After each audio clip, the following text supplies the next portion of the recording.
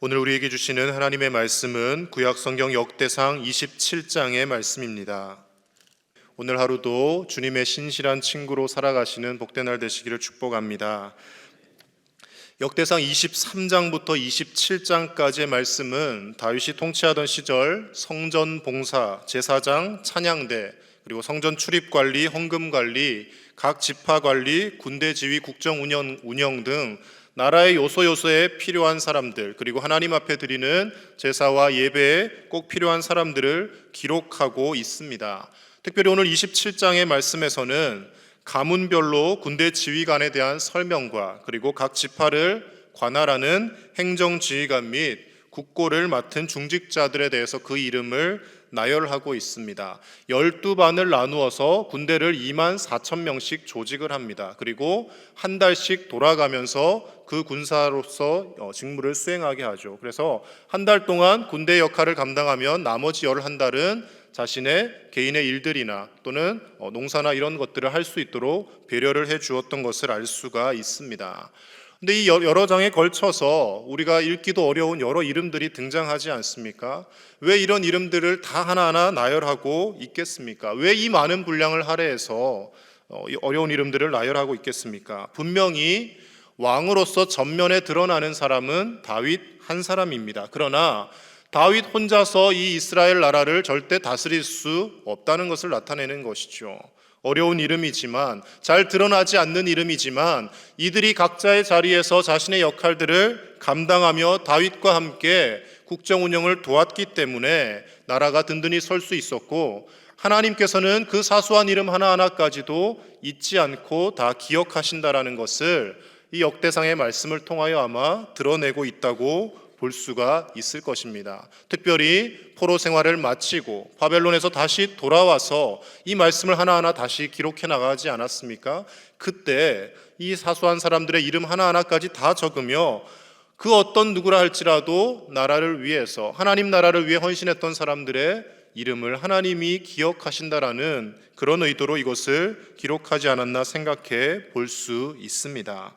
오늘 본문의 다윗 왕과 이스라엘의 각 역할을 수행했던 사람들의 모습 속에서 우리는 하나님께서 원하시는 하나님의 백성다운 삶이 무엇인지 말씀을 통해 살펴보고자 합니다. 첫 번째로는 하나님은 협력할 줄 아는 사람을 기뻐하신다는 것을 오늘 말씀을 통해 알 수가 있습니다.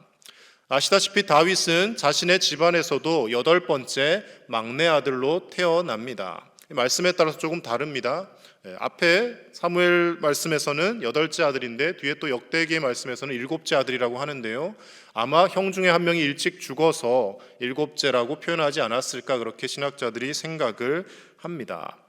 가정에서도 막내 아들로 태어났고 그의 아버지 이새조차도 다윗에게 별로 주목하지 않았습니다. 그런데 그런 다윗이 한 나라의 왕으로서 하나님의 기름 부으심을 받게 되고 그가 왕이 되어서 나라를 다스림에 있어서는 아무리 잘난 사람이라 할지라도 혼자 못하는데 집에서도 주목받지 못했던 다윗이 나라의 왕이 되어서 오늘날까지도 사람들의 입에 오르내릴 정도로 나라를 잘 다스릴 수 있었던 데에는 분명히 그와 함께 동역했던 수많은 사람들이 있었기 때문이라는 것이죠. 앞에서 빛나는 것은 다윗 한 사람이지만 그를 도와서 자신의 자리에서 묵묵히 어제 말씀에서 보았던 오벳에돔과 같은 성전 문지기로서의 역할을 감당해주는 그런 자들이 있었기 때문에 다윗이 나라를 잘 다스릴 수 있었고 이스라엘이 든든히 서갈 수 있었다라는 것입니다. 동역자들을 잘 대우하고 사람들을 잘 세워갈 줄 아는 사람이 다윗이었습니다. 그런데 그의 삶 가운데 때로는 자신과 동역하는 사람들의 말을 귀담아 듣지 않아서 그가 곤욕을 치르기도 하였습니다. 대표적인 사건이 바로 역대상 21장에 등장하는 다윗의 인구조사 사건입니다. 다윗이 인구조사를 정확하게 해서 나라의 군사력과 나라의 경제력을 파악해서 하나님을 의지하기보다는 자신이 일구어 놓은 그 군사력과 경제력을 의지하려고 했을 때 발벗고 만류하던 사람이 있습니다. 바로 다윗의 군대 장관 요압입니다. 다윗은 이 요압을 군대 장관으로 기용했고 그리고 요압이 크고 작은 전투에서 다윗을 도와서 많은 일들을 했지만 늘 그를 눈엣 가시처럼 여겼습니다. 왜냐하면 다윗의 마음에 들지 않는 행동들을 많이 하였고 독단적으로 자신이 다윗이 하지 말라고 했던 일도 수행을 했던 사람이 요압이기 때문이죠. 결정적으로 자신의 아들 압살롬을 죽이는데 요압이 앞장서지 않습니까? 그래서 요압을 별로 좋아하지 않습니다. 그래서 요압이 만류했음에도 불구하고 다윗이 그 요압의 말을 듣지 않습니다. 그래서 오늘 말씀에 보면 그 사건이 이렇게 기록되어지고 있습니다. 24절 말씀 우리 같이 읽어보겠습니다. 24절입니다. 시작. 스루야의 아들 요압이 조사를 시작하고 끝내지도 못해서 그 일로 말미암아 진노가 이스라엘에게 임한지라. 그 수효를 다윗 왕의 역대 지략에 기록하지 아니하였더라. 아멘. 쭉 지휘관들의 이름을 나열하고 모든 것을 기록을 하고 있는데, 그런데 24절에는 요압이 조사하기를 시작하고 끝내지 못해서 진노가 시작되었다라고 말씀이 기록합니다. 무엇을 뜻하는 것입니까? 원래는 더 자세하게 하나하나 그 지파에 속한 군대에 24,000명에 누가 속했는지 모든 것을 다 조사를 했었다라는 것이죠. 그런데 그것까지 다 기록하지는 않습니다. 왜냐하면 하나님이 진노하셨고 전염병이 시작되었다라는 것이죠. 우리가 삶을 살면서 우리 주변에서 나에게 도움이 되는 사람, 저 사람은 나에게 친절히 대하는 사람, 저 사람은 누가 보아도 가까이 하면 도움이 될 것이다 라고 생각하는 사람들의 말은 귀담아 듣습니다. 그런데 우리와 좀 껄끄러운 관계에 있는 사람, 나와 불편한 상황 가운데 있는 사람의 말은 잘 듣지 않으려 하는 경향이 우리에게 있습니다. 그런데 정말로 하나님께서 기뻐하시는 사람은 때로는 나와 생각이 다른 사람, 때로는 나와 좀 맞지 않는 사람, 저 사람과는 함께 일할 수 없어 싶은 사람이라 할지라도 그들과도 동역할 줄 아는 사람이 하나님이 기뻐하시는 하나님의 백성이고, 그리고 하나님께서 맡기신 교회 일들을 감당하는 사람이 되어진다는 것입니다. 사람들은 저마다 자신과 마음이 비슷한 사람, 나와 일하기 쉬운 사람, 저 사람과 함께 일을 하면 별로 어려움이 없을 것 같은 사람과만 함께 일을 하려고 합니다. 그래서 우리가 교회에서 어떤 사람들을 세우고 또 맡겨진 기관에서 세부적인 임원들을 세울 때도 내가 편한 사람들을 다 이렇게 총무나 서기나 회계 이렇게 맡기면서 일을 하죠. 그렇게 하는 것이 일면 보면 일의 효율성이 있고 일이 잘 되어지는 것 같습니다. 그런데 그렇게만 모든 일을 교회 내에서도 감당하다 보면 서로 간에 분파가 생기게 되고 교회가 분열되고 나뉘어지게 됩니다. 때로는 나와 생각이 좀 다르더라도 그 사람도 함께 세워서 함께 의견을 듣고 함께 동역할 줄 알 때 하나님의 나라가 이루어지고 교회 가운데 서로 간에 틈이 메워지고 예수님께서 우리를 하나 되게 하기 위하여 십자가에서 생명까지 내어주셨듯이 우리가 서로 희생하고 불편한 관계를, 껄끄러운 관계를, 그것을 극복하려고 기도하며 나아갈 때 우리 교회가 더 은혜 가운데 든든히 서가게 될 것이고 하나님께서 기뻐하시는 아름다운 선한 믿음의 공동체가 되어질 줄로 믿습니다. 혼자서 모든 일을 절대 할 수가 없습니다. 아무리 뛰어난 목회자가 있다 할지라도 함께 도와서 교회를 또 이끌어가 주시는 장로님들이 계셔야 하고, 집사님들이 계셔야 하고, 권사님들이 계셔야 하고, 성도님들이 계셔야 교회가 이루어져 가는 것이지, 뛰어난 몇몇 사람들만 있다고 해서 교회가 부흥하고 성장하는 것이 아니라는 것입니다. 그 어떤 누구라 할지라도 그들의 말을 귀담아 들을 줄 알고 주님 안에서 우리가 한 형제 자매임을 잊지 않고 서로 진정으로 동역하며 사랑하며 살아갈 수 있는 저와 여러분 되실 수 있기를 간절히 축복합니다. 두 번째로 우리가 보아야 할 것은 하나님은 책략가보다는 진정한 친구로 사는 인생을 기뻐하신다라는 것입니다. 마지막 32절에서 34절 말씀에는 다윗의 가장 가까이에서 가장 중요한 역할들을 수행했던 사람들의 이름이 등장하고 있습니다. 우리 32절에서 34절 다시 한번 같이 보겠습니다. 시작. 다윗의 숙부 요나단은 지혜가 있어서 모사가 되며 서기관도 되었고, 학모니의 아들 여히엘은 왕자들의 수종자가 되었고, 아히도벨은 왕의 모사가 되었고, 아렉 사람 후세는 왕의 벗이 되었고, 브나야의 아들 여호야다와 아비아달은 아히도벨의 뒤를 이었고, 요압은 왕의 군대 지휘관이 되었더라. 아멘. 다윗의 가장 가까이에서 가장 중요한 일들을 수행했던 사람들의 이름이 나열되고 있습니다. 그 중에서도 33절 말씀에 좀 주목하실 필요가 있습니다. 33절을 다시 보시면 아히도벨은 왕의 모사가 되었고, 왕의 책략가라는 뜻이죠. 그리고 아렉 사람 후세는 왕의 벗이 되었고, 이렇게 표현하고 있습니다.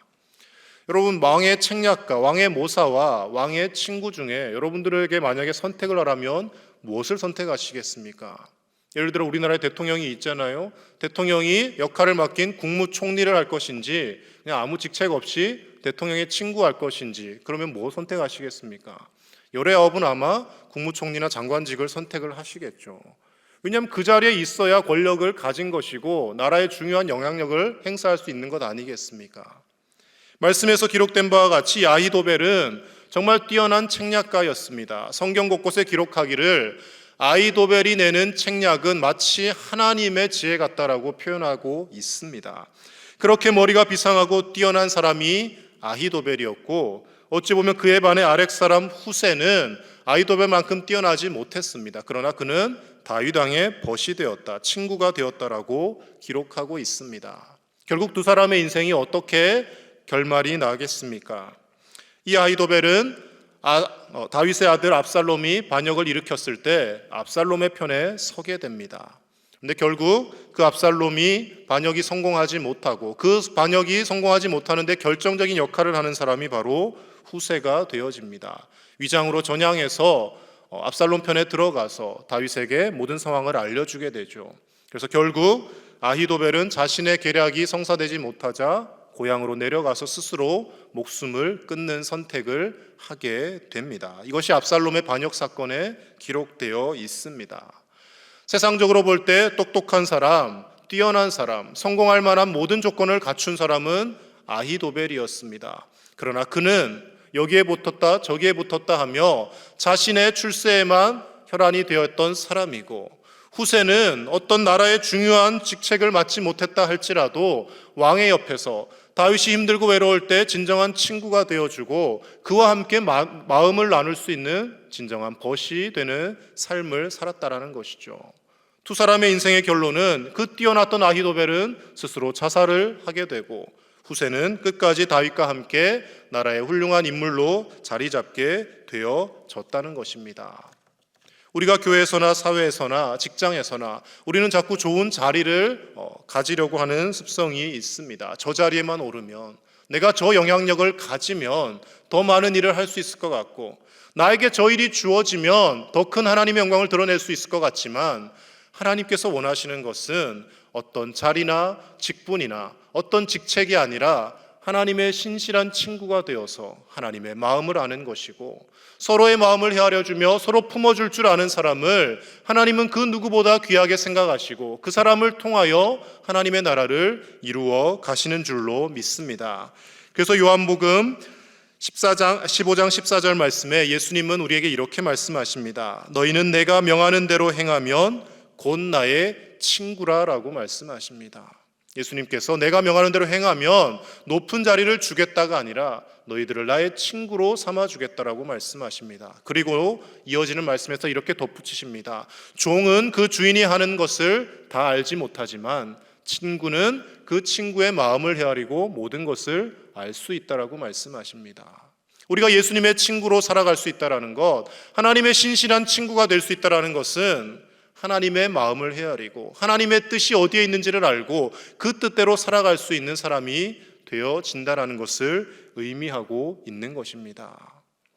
뛰어난 책략가였던 아히도벨은 결국 배신하여서 그의 인생이 씁쓸한 말로를 겪게 되지만, 다윗의 신실한 친구이자 벗이 되었던 후세는 끝까지 다윗을 도와서 하나님 나라의 중요한 1등 공신으로 살아남게 되었다라는 것입니다. 하나님은 우리가 뛰어난 사람이 되어서 큰 일을 하는 것도 기뻐하시겠지만, 바로 이 후세와 같이 진정한 친구가 되는 삶, 하나님의 신실한 친구가 되고 함께 동역하는 우리 성도들의 진정한 벗이 되어서 서로를 격려하고 세워주는 이런 진정한 친구의 삶을 살아가는 것을 기뻐하시는 줄로 믿습니다.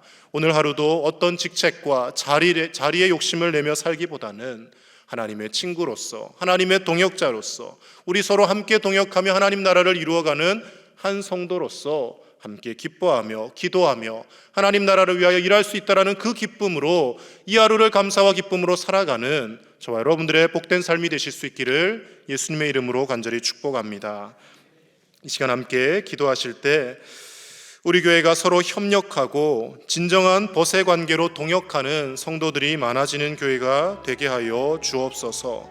서로 어떤 역할이나 자리만을 바라보며 나아가는 공동체가 아니라 신실한 친구 되는 삶, 무엇보다 예수님의 신실한 친구가 되어서 예수님의 마음을 알고 그 마음대로 행하며 살아가는 우리 교회, 우리 모든 성도님들이 되게 해달라고 이 시간 함께 기도하겠습니다. 오늘 저녁 있을 수요 성령 기도회를 위해서 함께 기도하실 때 특별히 오늘 찬양대 헌신 예배로 드리고 그리고 신동호 캄보디아 선교사님 모셔서 말씀을 전해주십니다. 예배 가운데 하나님의 은혜가 넘치게 하시고 귀한 선교 사역에 대한 또 비전과 꿈을 가지는 복된 시간 되게 해달라고 이 시간 함께 기도하며 나가겠습니다. 하나님 아버지 감사합니다. 오늘도 주님의 말씀 가운데 행하며 하나님 앞에서 예수 그리스도의 신실한 친구로 살아가게 하시니 감사를 드립니다. 아버지 하나님, 우리의 삶 가운데 어떤 자리나 직책에 욕심을 내며 살기보다는 주님의 친구된 삶을 사는 것에 기뻐하며 살게 하여 주시고 우리가 함께 신앙생활에 나가는 동역자들에게 아버지 진정한 벗이 되어주며 서로를 위하여 마음 써주며 서로를 위하여 기도하며 함께 손잡고 나아가는 아름다운 교회 공동체 되어지게 하여 주시옵소서. 하나님 아버지, 세상적인 지혜만을 가지고 세상적인 지식만을 가지고 아버지 하나님 우리의 이득만을 위하여 살아가는 인생이 아니라 다른 사람을 높여주며 세워주며 서로가 함께 잘 되어져 가는 길을 찾게 하여 주시옵소서.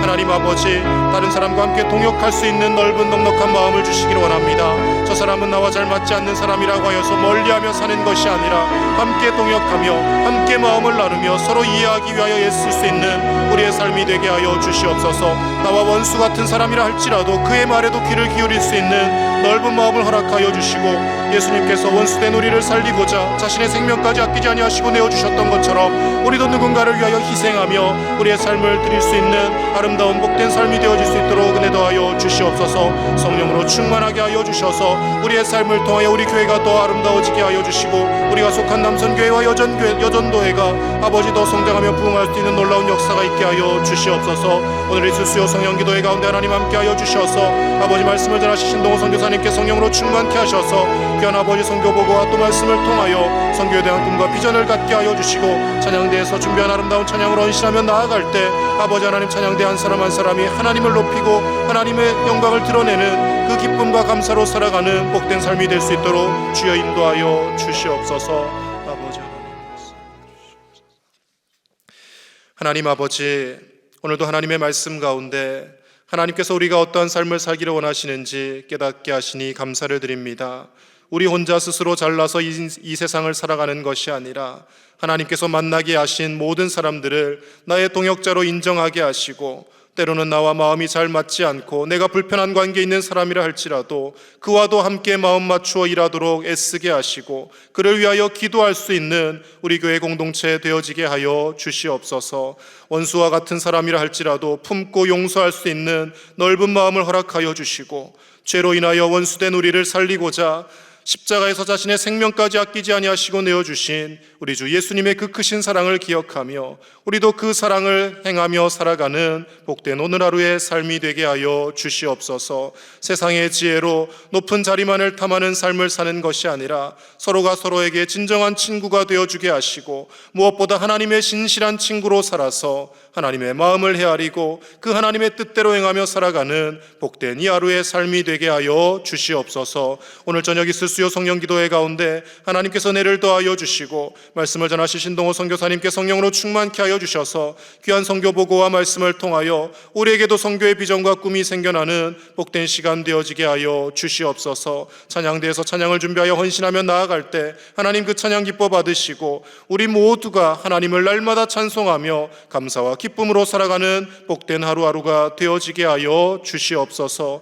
오늘도 우리의 힘으로 해결할 수 없는 수많은 기도의 제목들 가지고 주님 앞에 나아왔습니다. 간절히 부르짖고 눈물 흘리며 기도할 때마다 하나님 들어 응답하여 주시고 인간의 힘과 지혜로 해결할 수 없는 모든 일들 주님의 방법으로 하나님의 선하신 능력의 손길로 이루어 가시고 해결하여 주시옵소서. 병석에 누워 고통받는 환우들을 기억하셔서 속히 일어나게 하시고 날마다 주님의 은혜로 말미암아 감사와 기쁨과 주님이 주시는 강건함으로 이 하루를 살아가는 우리 모든 제1의 가족들 되게 하실 줄로 믿사오며 우리 주 예수님의 이름으로 축복하며 기도하옵나이다. 아멘.